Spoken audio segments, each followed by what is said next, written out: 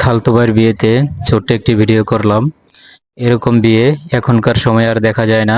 এই গায়ে হলুদ এখন সময়ে খুঁজেই পাওয়া যায় না।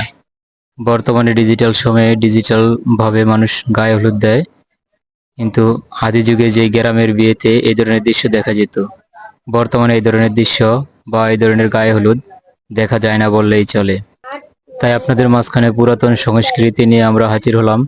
ভিডিওটি যদি ভালো লাগে তাহলে অবশ্যই শেয়ার করবেন, শেয়ার করে ছড়িয়ে দিবেন।